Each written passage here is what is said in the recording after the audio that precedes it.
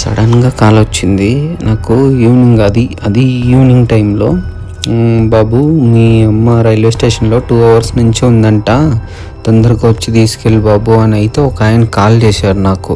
మా అమ్మకైతే అసలు కనీసం ఫోన్ వాడటం కూడా రాదు సరిగ్గా. నేను అప్పటికి మొబైల్ అయితే కొనిచ్చాను, బట్ ఆమె అయితే దాన్ని పక్కన పడేసింది, వాడట్లేదు అసలు. నేను ఈ వీడియో చేసేకి ముఖ్య ఉద్దేశం అయితే ఏంటంటే, ఇప్పుడు మనం విలేజ్ నుంచి మనం జాబ్ పర్పస్ కోసం సిటీలకు అయితే వచ్చేస్తుంటాం. సో అక్కడైతే అమ్మ నాన్నలు ఉంటారు. చాలా మందికి అయితే మొబైల్స్ వాడటం కూడా రావట్లేదు. నేను అందరినీ అనట్లేదు, బట్ చాలామంది ఉన్నారు. ఎగ్జాంపుల్ మా అమ్మకి ఫోన్ వాడటం కూడా అసలు రాదు. ఎన్నోసార్లు నేర్పించినా కానీ తను నాకు వచ్చేలేదు అని ఇలాగే చెప్తూ ఉండేది.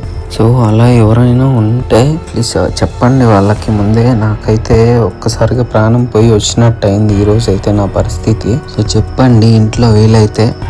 మాకు చెప్పకుండా అస్సలు మీరు రాకండి. సడన్గా వచ్చి మళ్ళీ జరగరానిది ఏదైనా జరిగితే ప్రాబ్లం కదా. సో వచ్చే ముందు అయితే ఖచ్చితంగా ఫోన్ చేసి రమ్మని చెప్పండి, ఎందుకంటే ఇలా టెన్షన్ పడాలి మళ్ళీ. నా మెల్లిగా పది నా తిన్నం ఉంటుందిలే. సడన్గా నాకు ఫోన్ చేసి ముందే చెప్పాలి కదరా అమ్మ, అట్లీస్ట్ నేను ఊరు నుంచి వస్తున్నా నువ్వు రా అంటే అయినా నేను వచ్చేవాడిని కదరా. ఇప్పుడు సడన్గా ఫోన్ చేసి ఆమె దగ్గర ఫోన్ కూడా లేదు. అది ఎవరు ఫస్టే చెప్పినారు కదా అమ్మకి, ఎవరో వేరే అని చెప్పి ఒకసారి చెప్పినారు కదా. వేరే నెంబర్ నుంచి ఎవరి దగ్గర ఫోన్ చేసిందిరా. నంబర్ ఫోన్ చేసి వాళ్ళు మీ అమ్మ రైల్వే స్టేషన్లో ఉంది బాబు, ఇక్కడే ఉంది 2 hours నుంచి అని చెప్తాను. సర్లే ఏం కాదు, మెల్లగానే పదా, ఏం కాదు. అయితే భయంగా ఉందిరా, ఇక్కడ మిస్ అయిపోతుంది. నాకేం తెలియదు కదరా, నీకు తెలుసు కదా, చెప్పచ్చు కదా నాకు ఒక మాట. నేను ఊరు నుంచి వస్తున్నా ట్రైన్లో అని ఒక మాట చెప్తే నేను ముందుగానే రైల్వే స్టేషన్లో వెళ్ళేవాడిని. ఆల్రెడీ 2 hours అంటే ఇంక థింగ్స్ ఎట్లుంటాయి. అయితే చాలా భయంగా. ఏం కాదు. మా అమ్మ అయితే సడన్గా ఊరు నుంచి వచ్చేసింది బెంగళూరుకి. నాకైతే ఫుల్ టెన్షన్ అయిపోయింది. చూడండి ఇదే టైంలో ఇప్పుడు ఈ ట్రాఫిక్ చూడండి అసలు ఎలా ఉందో ట్రాఫిక్. బెంగళూరులో అయితే అసలు ట్రాఫిక్ మామూలుగా ఉండదు. నాకైతే చాలా టెన్షన్ వేసింది, అసలు మాటల్లో చెప్పలేము ఆ మూమెంట్. ఫోన్ చేసిన ఆయన అయితే రైల్వే స్టేషన్ పార్కింగ్ దగ్గర ఉంది బాబు మీ అమ్మ అని చెప్పాడు. బట్ ఇక్కడైతే మా అమ్మ నాకు కనిపించలేదు. సడన్గా నాకైతే గుండె ఆగిపోయినంత పని అయితే అయింది నాకు అసలు. యాక్చువల్లీ నాయిస్ ఎక్కువ ఉండటం వల్ల నేనైతే వాయిస్ రికార్డింగ్లో అయితే చెప్తున్నా అండి, బట్ నా రియాలిటీ సిచ్యువేషన్ వేరు అక్కడ. అసలు నా టెన్షన్ అసలు నేను ఎంత స్పీడ్లో బైక్ తోలైనా కూడా నాకు రైల్వే స్టేషన్ బైక్ పార్కింగ్ దగ్గర ఉంది.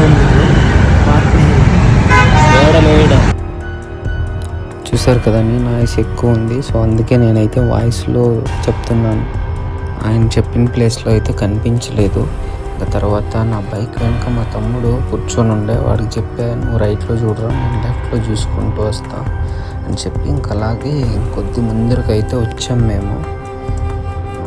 మామూలు టెన్షన్ లేదు అసలు. అయితే ఆమె దగ్గర ఫోన్ కూడా లేదు అసలు. ఇన్కేస్ మా అమ్మ ఇక్కడ లేకుంటే నా పరిస్థితి ఏంది అనుకుంటున్నా. ఇంకా మా తమ్ముడు సడన్గా అన్న అక్కడ ఉంది చూడు అని చెప్పి చెప్పాడు, చూపించాడు. ఇప్పుడు నాకు మనసుకి కొద్ది ప్రశాంతంగా అనిపించింది. ఒకసారి టెన్షన్ అంతా పోయింది. చెప్పాలి కదా నువ్వు వచ్చేదే. సారీ అండి ఇక్కడ మ్యూట్ చేశాను. నాకైతే ఎక్కువ కోపం వచ్చేసింది, తిట్టాను మా అమ్మని.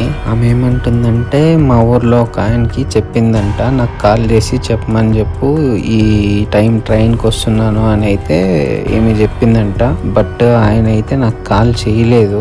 మళ్ళీ ఆయనకి ఇమ్మీడియట్ కాల్ చేసి అయితే నేను అడిగాను తను ఫోన్ చేస్తానని చెప్పాను. ఫోన్ నేను చేశాను, నేను నాట్ రీచబుల్ వచ్చింది అని అయితే తను అన్నాడు. జాగ్రత్త ఫ్రెండ్స్, అమ్మ నాన్నలకి చెప్పండి, చెప్పకుండా అయితే ఎక్కడికి వెళ్ళకండి అని చెప్పి.